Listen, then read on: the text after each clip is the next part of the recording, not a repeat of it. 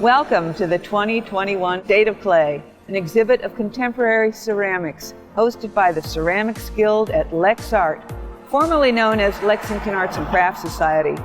The mission of our show is to put a spotlight on the Massachusetts clay community and to share with you what's happening in the studios of clay artists across the Commonwealth. And we're very proud and indebted to have our show presented in the brand new Molly Harding Nye Gallery, which was gifted to LexArt through the generosity of Molly and Joe Nye. Come on in, let's see the show. Dighton Abrams has brought us a mixed media piece of porcelain, stoneware, insulation foam, wood, and steel. He's calling our attention to the environment and the challenge of climate change. You'll note that the legs are steel, but I think Dighton is wanting us to know that we stand on fragile legs. Jeremy Ayers has brought us 3 sets of mugs. They're beautifully crafted, and they're a playful set of duos. Bruce Armitage is a sculptor of people. One of his models was named Lisette, and he wrote it on the bottom of the piece. Bruce uses terracotta and velvet understains to bring color and warmth to his hand-modeled pieces. Paula Berry lives on Cape Cod, where she loves to collect stones along the beaches. She throws pots, burnishes them, and then she takes her collection of stones and she finds the ones that will fit exactly into the grooves. She loves that process of collecting and selecting. Mary Berringer is a functional potter living in Western Massachusetts. She's a hand builder who is engaged with the process of investigation of the possibility a pot can become when you change scale, when you look at detail and change that, and also what the proportion does to the shape. Anne Boyajian is drawn to portray slightly abstracted, fantastical worlds filled with animals. She uses terracotta clay. She builds up her surfaces with sgraffito and underglaze painting, bringing her skills as an illustrator onto her work. She's also brought us a cat planter. Andrea Brown's Polychrome Bowl number 24 shows us what control and spontaneity can do together. Her glaze technique is a pouring of 3 different colors and glazes across the surface. She values spontaneity, and she has to be spontaneous to do this, but she also has to be very controlled. Jody Burr has created loose ends. These terracotta pillows are hand-built with ground layers applied in ceramic terrasigillata and stains, and then multiple post-firing layers added to the surface in a variety of mixed media, including gouache, pencil, encaustic, and cold wax. Eimer Cook brings a sense of gesture, stance, and movement to all his sculptural work. The different tones on the surface are created by a single glaze sprayed at different depths of thickness. Bill Kravis created this piece that he calls Reality, Season 1, as if it was a TV show. He started it on the first day that Trump was inaugurated, and through the year, he created headlines on each mug for 13 months until he ended up with a very tiny one at the end. This piece is called We Used to Watch the Sunset by Erin Blackwell. It's a basket made of coils, varying her thicknesses, pushing, stretching. She shapes each basket uniquely from the rest. Lisa Dolliver throws on the potter's wheel. She's created a porcelain pot with a swirl pattern by adding oxide into the porcelain clay. She calls this piece Busy Being Born because it spoke to her of birth and renewal. Helen Duncan calls this piece What Remains. We see inside her detail work, all hand-built, a very complex shape, covered with a matte charcoal glaze. Feels great to hold. Dara Bowden's recent work has focused on patterns, which she creates with stamps and monoprints in clay. They each are hand-built with terracotta clay and are functional. And she puts a surprise on the back. Naked clay makes you want to touch it because it's so smooth to the fingertips. This untitled piece by Larry Alardo are tiles cut from one gigantic slab which he has sliced into different parts and fired in different cans to provide the different tonal surfaces that raku can do. Alice and Elia's sculpture often deals with uncertainties, people having problems and needing to hold on to hope to overcome their trouble. She's built this man, covered him with acrylic paint. When she built him, she had to hollow him out, cut him into pieces, and reassemble him. And now there he is, holding on to hope. 30 years ago, Mori used to design kimonos. When she found her calling in clay, she brought her wax resist technique to create the circles that she loves to make on her pieces. This is from her circle series, red, black, metallic. Hollis Engley created this piece on Cape Cod in a wood kiln. He left it in the coal box for over 24 hours because he wanted to see what kinds of results would happen when you leave a piece in for that long. There's a lot of ash, and cracking was natural. He knows it's considerably less perfect than the rest of his work. The mark of the kiln has turned it into a completely different kind of object. Two tiny Kuranuki cups by Alicia Fessenden. Kuranuki means that they are carved out of a solid block of clay. That's how she got the interior empty. The glazing technique is the result of being fired in a soda kiln. Lobster Bouquet by Jackie Fisher. It shouldn't surprise you where it was made.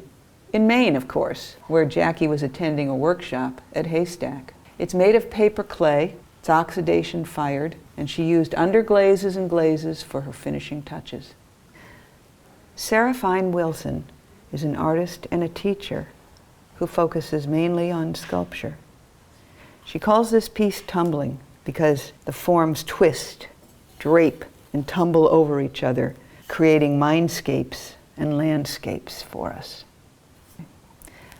Jean Garrison has created The White City, a ceramics gallery. It's not only a sculpture, but a toy. She wants people to be able to move the pieces around and alter them, play with them. For the purposes of the exhibit, we've had to anchor them in place with museum wax. So don't try it.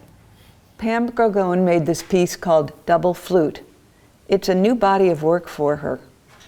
She's always concentrating on simplicity and refinement in her work. She says this new body is giving her some percolating thoughts about going in different directions. Let's see what she does with it. Octopus Pot by Nan Hamilton. She's always been captivated by surface design and the curvature of the pot.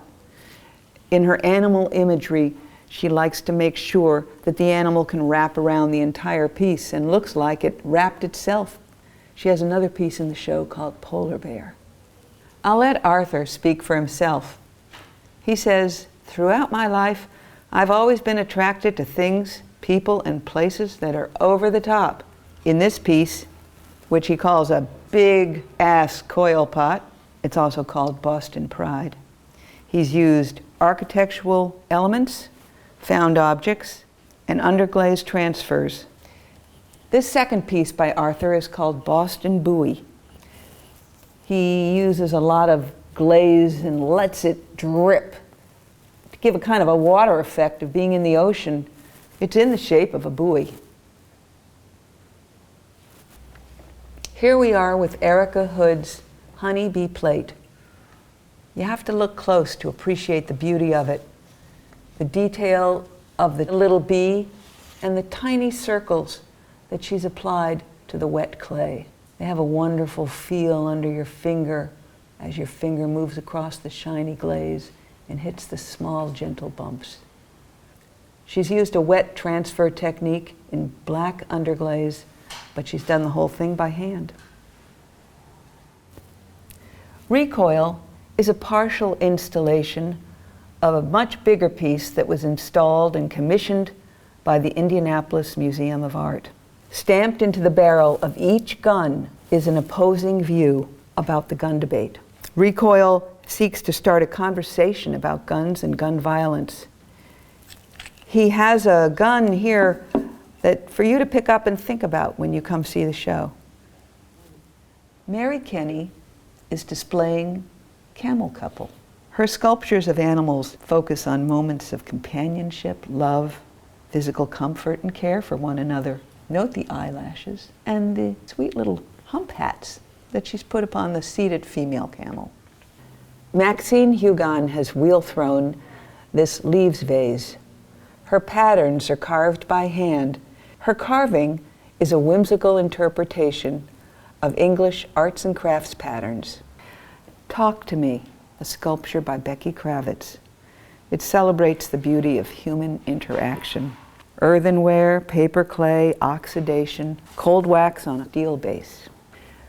Jeok Lee is inspired by Korean folk painting. Gardens of Happiness is a prayerful wish for prosperity. Samantha Lukacs with Tall Lidded Jar. It's not as tall as I thought it would be. Follow the line and look inside. Perseus by David McCoy. Its powerful, reaching form made him think of the great Greek hero, Perseus. Tim Mitchell with his piece called A Monk Swimming. If you want to know the reason why he called it that way, come to the show and read about him in the artist's book. Wood-fired, rough texture, architectural details which reflect his background as an architect. Alluvium, a piece of Royal English porcelain sculpted by Dan Molyneux. He's best known for his geometrically inspired sculptures. A Taxonomy of Sorts by Judy Mutzkin. 3 of her boxes in a series of 12, all containing handmade stones in clay and porcelain, and then sorted meticulously into slide boxes. 2 Porcelain Forms by Lauren Nauman. The ceramic form starts as a straight cage of wet clay, and it finds its own shape while in the kiln. Being porcelain, it moves under the high heat of the kiln, slumping downwards, and you never know what the result will be. Baby Melon Pot with Bee by Elizabeth Noonan. So fragile are these tiny creatures. Big Old Gal by Claudia Olds Goldie. She makes a lot of strong-looking women. This one has a body tattoo covering in the front of her and in the back of her. The Proposition by Andrea Olmsted. Andrea is a sculptor who grew up in the humid Florida panhandle. Once, when she was a little girl, her uncle placed her on top of a picnic table while he lured away an alligator. Her subject matter has always been the plight of young girls and the challenge they face becoming women. Turtle Landscape by Stephanie Osser. It's made from translucent porcelain, which she pours over a plaster slab in which she has carved a bas-relief illustration. When the LED light is turned on, the image glows. Francine Ozarico's piece has a title that's very apt. It's called One Vase, Two Views, because each side has a different picture. She says, I've always enjoyed playing one side of a piece against another, either with opposite imagery or of something totally different. Frank Ozarico is sharing one of his series called Imaginary Vases. The sculptural form changes dramatically when viewed from the front or from the rear. Gem Bowl by Julie Peck. Julie builds with thick coils and slabs, which allow her to carve designs with patterns of strong definition. She stretches the bowl outwards for further accentuation of the design. Sayaka Rawisa created this wheel-thrown stoneware bowl. Her gift is her ability to carve intricate designs with sgraffito technique. Note the back, as beautiful as the front. Susan Richards has been working on a shelf series. This is a piece from it called Bird to Bird. She's often inspired by children's stories. Tilla Rodman makes functional work meant for everyday use. She draws on her pots like she would draw on paper, covering her interior with marks and designs and bringing them to the outside as well. This slab sculpture by Harris Rosenbloom is called A Field Trip Past the Oil Rigs. The textural elements remind him of a field trip he took while growing up. He wants to use the earth as its own language and has developed special glazes to experiment with. Melanie Salisbury loves the face and the figure. These are two of her favorite saints, Saint Agatha and Saint Apollonia. You'll have to come around to the back side to enjoy the whole piece. Jane Saunders has created a piece called Nice Day to Be in the Water. She likes to put humor and irony into her pieces. Go to the book and read her artist statement. It says, "Welcome to Cape Cod." Suzanne Stumpf has created a diptych wall sculpture called Dearale Morning and Evening. She took a trip to Iceland, saw a beautiful peninsula called Dearale. She captured the look of it in the morning and in the evening with her glazes and with her clay. Welcome to Ancient Rome by Megan Sullivan. She calls these pieces Female Icon 3 and Female Icon 4.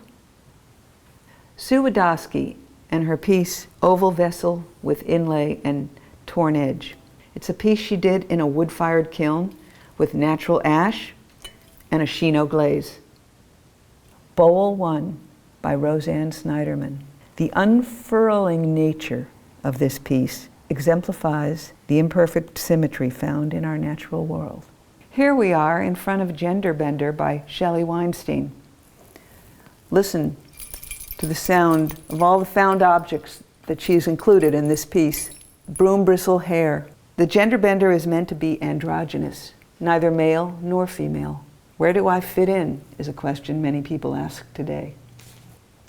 Eric Wilson has made a functional stoneware bowl that can sit on your table or serve as an art piece when you hang it on the wall. Come up close when you view Colleen Williams's two pieces, New Arrival and When I Grow Up. They deserve a close eye because the detail work is very intricate and worth studying. Delaney Wise is a ceramicist of many dimensions. Not only does she make functional work, but sculptural work as well.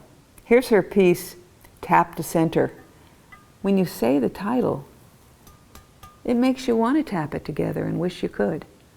Green Spiral Wall Sculpture by Joan Zagrebelny. She was inspired by the spiraling out of galaxies, and she calls this piece a gesture on a cosmic scale. Holly Curcio has two pieces in the show, Flock and Dream Team. She considers her artwork narrative and autobiographical. Creating figurative sculpture gives her a chance to communicate with the subtleties and processes of being human. Thank you for joining this tour with us, and we hope you will come see the show in person at the gallery. It will be on through June 13th, and we'd love to have you come. If you can't see it, you can see it online at thestateofclay.com.